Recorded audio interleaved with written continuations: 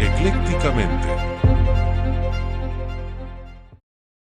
Hola a todos, bienvenidos. Hoy nos vamos a sumergir en Herbert Spencer, capítulo fascinante de su libro El individuo contra el Estado.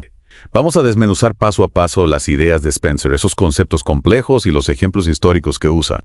Este capítulo es clave porque Spencer, un pensador liberal clásico, no solo analiza un cambio político importante de su época, sino que, curiosamente, resuena con muchísima fuerza en nuestro tiempo actual. Totalmente. Es como si Spencer hubiera viajado al futuro y visto el panorama político de hoy. Exacto. Habla de una difuminación entre liberales y conservadores. E incluso usa el término los nuevos conservadores para describir este fenómeno. Imagínate. Lo interesante es cómo define a estos nuevos conservadores. Sí, porque no son los conservadores tradicionales, ¿verdad? No. Spencer observa que aquellos que abogaban por la libertad individual y un gobierno limitado, los liberales, estaban adoptando políticas que expandían el poder del Estado. Espera, los liberales promoviendo un Estado más grande. Suena un poco contradictorio. Sí, y muchas veces en nombre del bien común. ¿Puedes darnos algunos ejemplos de lo que Spencer estaba viendo en su época? Claro, Spencer menciona la derogación de leyes que impedían la formación de sindicatos. Ajá. Y la libertad de movimiento para los artesanos, así como medidas que otorgaban libertad religiosa. Ya veo. Estas fueron victorias liberales, sin duda. Sí, claro. Pero luego observa cómo los liberales posteriores, aunque con buenas intenciones, empezaron a usar el poder estatal para lograr objetivos sociales específicos. Entiendo. Y esto llevó a más intervención y regulación del gobierno, lo que Spencer veía como un problema. Es como si la línea entre querer ayudar a la gente y controlar sus vidas se volviera borrosa. Exacto. Y ahí es donde entra la crítica libertaria, ¿no? Por supuesto. La idea de que incluso las buenas intenciones pueden tener consecuencias negativas y limitar la libertad individual. Totalmente. Y para ilustrar esto, Spencer usa el ejemplo del sistema de la ley de pobres. Ah, sí. Intentos bien intencionados de aliviar la pobreza terminaron creando consecuencias inesperadas, como una mayor dependencia del Estado y un control más férreo sobre las vidas de las personas. ¿Te suena familiar a los debates sobre la asistencia social hoy en día? Muchísimo. Claro. Siempre se habla de si la ayuda social realmente ayuda o crea dependencia. Exactamente. Es increíble cómo las ideas de Spencer siguen tan vigentes. Pero, ¿cómo argumenta Spencer esto? Utiliza ejemplos históricos o analogías para que sea más fácil de entender. Por supuesto. Spencer era un maestro en usar analogías y ejemplos históricos para explicar sus puntos. Daniel. Uno de los más llamativos es el de la legislación ferroviaria en Inglaterra. Ah, sí, recuerdas esa parte. Hablaba de cómo las leyes que buscaban viajes en tren más baratos terminaron perjudicando a las empresas que querían mejorar los servicios para los pasajeros de clase baja, ¿verdad? Exactamente. Spencer argumenta que esto demuestra cómo la intervención del gobierno, incluso con buenas intenciones, puede tener consecuencias inesperadas que terminan perjudicando a quienes se supone que debe ayudar. Es un ejemplo muy claro. Y no se queda ahí, ¿verdad? No. También compara los sistemas ferroviarios de Inglaterra y Francia. Sí. Para argumentar que la nacionalización francesa llevó un sistema menos eficiente y más caro. Totalmente. Su punto es, claro, los gobiernos no siempre son los mejores gestores. Ya. Y la intervención estatal puede frenar la innovación y la eficiencia. De acuerdo. Pero volviendo a los nuevos conservadores, Spencer no solo critica a los liberales. Cierto. También habla de un cambio en el pensamiento conservador, argumentando que los nuevos conservadores, aunque se presentan como defensores del bien público, Sí. en realidad están perpetuando e incluso expandiendo el poder del Estado. Exactamente. Spencer argumenta que tanto los viejos como los nuevos conservadores, a pesar de sus diferentes motivaciones, comparten la creencia de que se debe usar el poder del Estado para moldear a la sociedad. Y aquí lanzo una pregunta que nos invita a reflexionar. Esta difuminación de líneas se ve también en el panorama político actual. Buena pregunta. Piénsalo. ¿Dónde encajan los partidos y las ideologías de hoy en este esquema de Spencer? Es una pregunta muy interesante Sí. y una que requiere un análisis profundo. Totalmente. Pero antes de que nos adentremos en la política actual, Sí. volvamos a Spencer y exploremos sus preocupaciones sobre el crecimiento del poder estatal. Me parece perfecto. Spencer está claramente preocupado por la tendencia del Estado a intervenir en diferentes áreas de la vida, ¿no? Sí. ¿En qué ámbitos? Y lo vemos reflejado en una de sus observaciones. Durante una generación pasada, el político práctico, ansioso por ganar votos, prometiendo algo a todos, ha competido con sus oponentes en proponer nuevos beneficios públicos que se lograrán con la ayuda del Estado. ¡Wow! ¡Qué frase tan potente! ¿Verdad? Y asusta un poco lo relevante que sigue siendo hoy en día. Totalmente. ¿Qué ejemplos concretos usa Spencer para ilustrar esto? Ofrece varios ejemplos de su época, como las medidas de salud pública, las regulaciones de vivienda, las políticas educativas y la expansión del sistema de la ley de pobres. Claro. Todos estos son ejemplos de cómo el Estado estaba expandiendo su papel en la vida de las personas. Y Spencer obviamente ve esto como una tendencia peligrosa. Exacto. Advierte sobre los peligros del enfoque de los nuevos conservadores, argumentando que este camino puede llevar a un mayor control sobre la vida de las personas y a una erosión de la libertad individual. Una advertencia que no deberíamos tomar a la ligera. ¿Y qué hay de la conexión con el socialismo? Sí. Recuerdo que Spencer también expresa su preocupación de que el enfoque de los nuevos conservadores allanara el camino hacia una sociedad más socialista. Tienes razón. Spencer argumenta que la expansión del gobierno en áreas como la vivienda, la educación, y el bienestar social crea un sistema donde las personas se vuelven cada vez más dependientes del Estado, difuminando las líneas entre lo público y lo privado.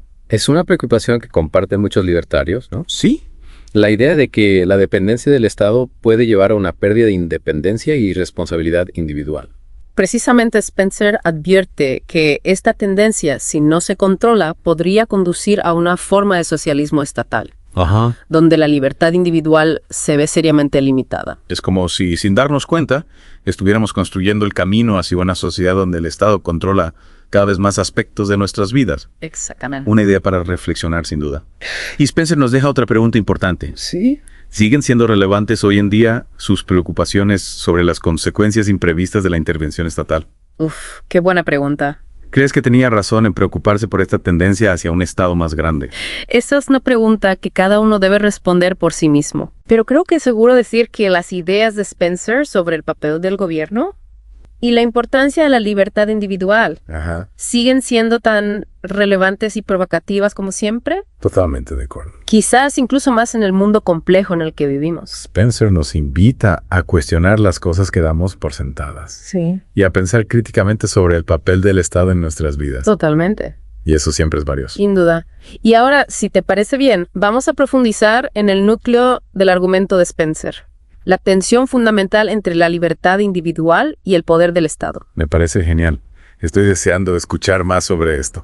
Estábamos hablando de cómo las intervenciones estatales, incluso las que tienen buenas intenciones, pueden tener consecuencias inesperadas y, a la larga, erosionar la libertad individual. Sí, y me parece importante recordar que Spencer no está en contra de cualquier acción del gobierno. Claro. Su principal preocupación es el crecimiento excesivo del poder estatal y su intromisión en áreas que, según él, deberían dejarse a la elección individual y a la acción voluntaria. Exacto.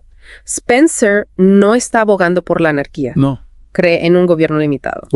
Uno que se centre en proteger los derechos individuales, hacer cumplir los contratos y mantener la paz y el orden. Entiendo. En esencia, un gobierno que actúe como árbitro, no como director de orquesta. Y esto nos lleva al núcleo del argumento de Spencer, ¿verdad? Sí. Esa tensión fundamental entre la libertad individual y el poder del Estado. Exacto. Spencer argumenta que una sociedad verdaderamente libre necesita un gobierno que reconozca y respete los derechos inherentes de los individuos. Así es, Spencer cree que las personas son las que mejor saben cómo perseguir sus propios intereses.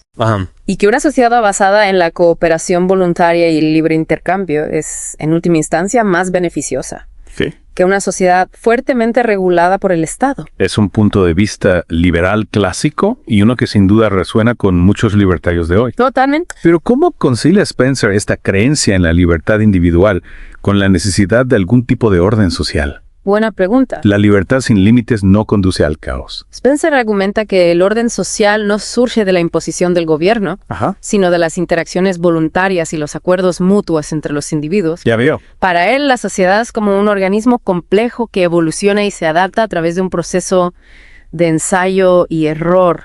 Entiendo. Entonces, para Spencer, La libertad no es lo contrario al orden, sino la base misma de un orden social dinámico y adaptable. Exactamente. Es como decir que el orden no necesita ser impuesto desde arriba, sino que surge de forma natural de las interacciones libres entre las personas. Precisamente Spencer argumenta que cuando se respetan los derechos individuales y se hacen cumplir los contratos, las personas pueden interactuar pacíficamente, cooperar y crear riqueza sin la necesidad de una fuerte intervención del gobierno. Es un argumento poderoso y uno que creo que merece una consideración seria. Sí. Incluso si no estamos de acuerdo con todas las conclusiones de Spencer. Claro. Pero, ¿cómo explica Spencer el papel del altruismo y la compasión en una sociedad basada en la libertad individual? Interesante pregunta. Spencer no está en contra del altruismo o la caridad, pero cree que estas virtudes deben expresarse voluntariamente, no impuestas por el Estado. Entiendo. Argumenta que la coerción destruye la verdadera naturaleza de la caridad y crea una dinámica de dependencia en lugar de empoderamiento. Entonces, para Spencer, la verdadera compasión no se trata de obligar a las personas a ser caritativas, sino de crear una sociedad donde los individuos sean libres de elegir ser generosos. Y ayudarse mutuamente sin la intervención del Estado. Exacto. Es como si dijera que la ayuda genuina nace del corazón, no de una obligación impuesta.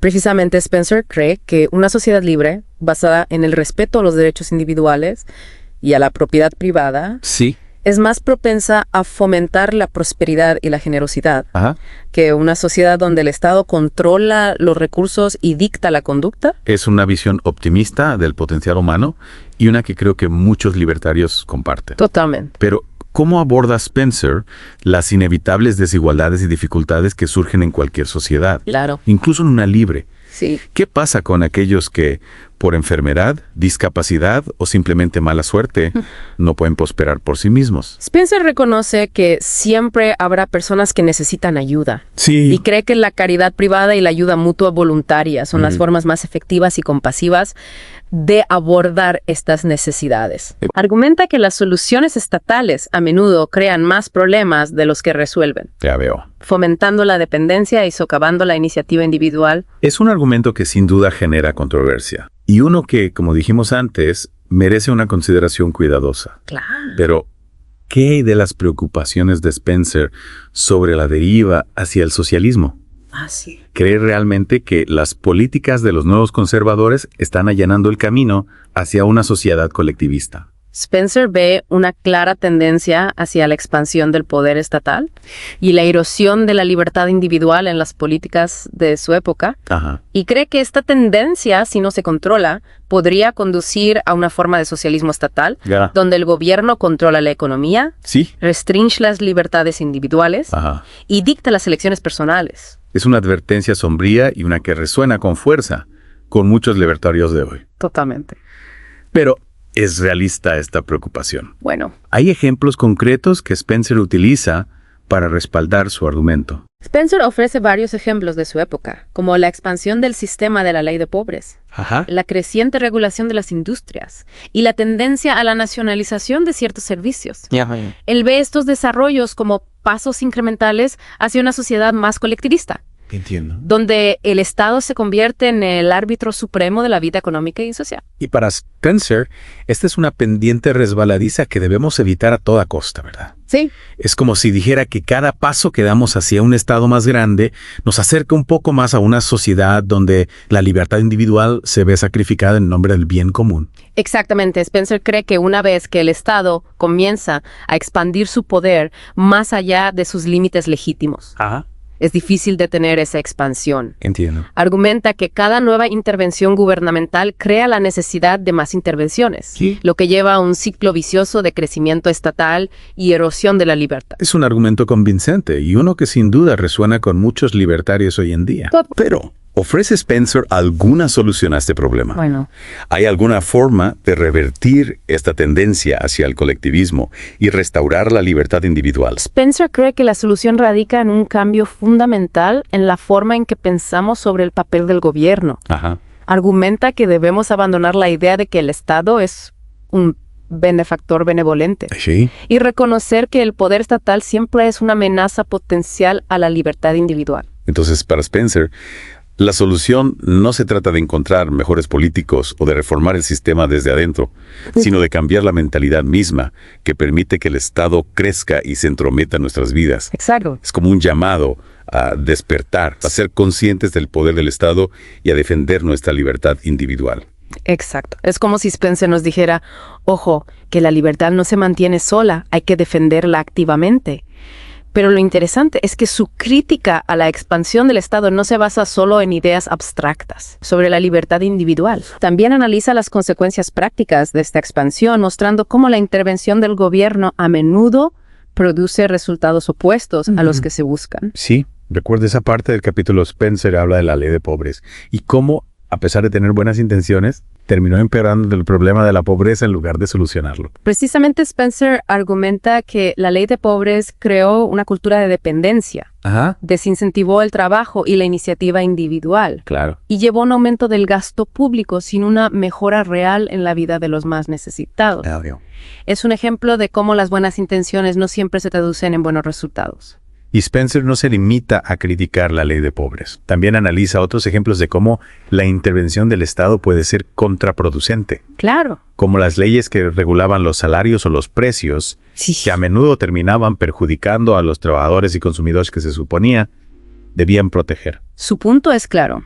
Los gobiernos, con su conocimiento limitado y sus incentivos a veces distorsionados, no siempre están en la mejor posición para resolver los problemas sociales.